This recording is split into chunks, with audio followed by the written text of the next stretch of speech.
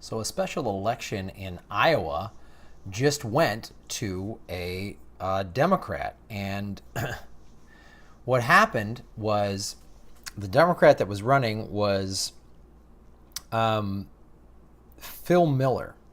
And he won. It was a special election because a representative had died. So in June, they said we need to have a special election. And he won by almost 10 points. So what happened was the Republican Party of Iowa tried to go after him and his record for when Miller was the school board president of Iowa's Fairfield Community School District. Miller voted last year to keep in place a policy regarding transgender students using use of the bathroom. So basically, the Iowa Civil Rights Act had been protected against discrimination on sexual orientation and gender identity since 2007, and he just held up the law. He said, yeah, transgender students should be able to use whatever bathroom we have. That's the law in place. School board doesn't get to change the laws of the state constitution of Iowa. And the Republican Party went after him. They put on this awful commercial that was like elitist, out of touch liberal Phil Miller, letting transgenders come and attack your kids. And it's interesting because this guy didn't back down from that. He said, yeah, this is what I should be allowed to do. This is what he said. As an elected official, you have to understand and study and follow the law, he said, according to this paper, Iowa Starting Line. And that's what we did. We followed Iowa's civil rights law. Iowa civil rights law says that you cannot discriminate against a person's gender identity, period. School boards cannot write law. We obey the law, and that's what we did. He didn't mamby-pamby, like move to the center and whatever. He said we got to uphold the law. And he won. Now, Iowa still has 59 of its state Senate seats are Republican and 41 are Democrat. But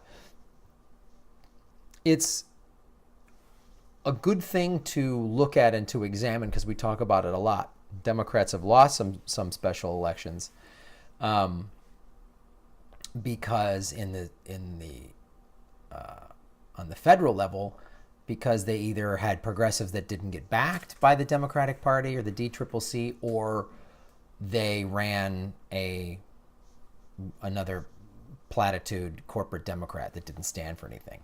But this is important because not that this is some raving endorsement of Phil Miller. I don't know too much about the guy, but it shows that when the Republicans try to go attack and they try to go transgender, transphobia, they try to play that card, you got to stand firm with them and just say, this is the law. And also, it's a bathroom. Who cares? State of California passed a law. You got to have bathrooms that are for anybody. You just got to have bathrooms for anybody. And I think what's happening too is since this country is still very homo and transphobic, it's more people are coming out, more people are accepting it, and it comes from the parents. So when you hear people say, how do I explain this to my kid? Gay parents or transgender, what do I explain? Well, just explain it. If it's a little kid and the little kid goes, hey, mommy, daddy, why does this kid in my class have two dads or two moms? Well, some people just prefer, they identify and they feel like they want to date the same, they're homosexual, or some people just feel in their bodies they identify differently than the body they were born in, and it's nobody's fault. It's just different, and they just feel like they need to change. That's how you explain it to your kid. And what did the kid do? Oh, okay. Well, I want to go back to play, and the kid would just understand it. If the only way a kid gets put these ideas in their head of transphobia and homophobia and racism is when the parents puts it in there. So it also just shows that when progressives and when can actual stick true to their beliefs and not buckle and not cave and not get on their knees to corporate money and move to the center and move to the right and all these other dumb things, that they can win. Because the Republican platform is usually pretty racist and pretty sexist and pretty just pro-money and pro-corporations. Now the DNC, as we've talked about numerous times on this show, they're corporate and pro-war and pro-banking. They just happen to be, the pro-choice, and pro gay and transgender rights.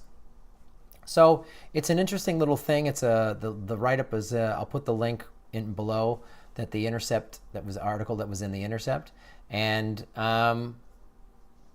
it's a cool little thing to see happen, and to see that the voters of Iowa, a typically pretty red state, just went, yeah, okay, and didn't let the crazy Republican attack ads, elitist, liberal, threatening your kids with gayness or whatever, whatever the ad said, that the voters can reject transphobia. And it goes back to showing that if you run on a real policy and a real platform that's progressive and helps people out and is straightforward, people will respond to it.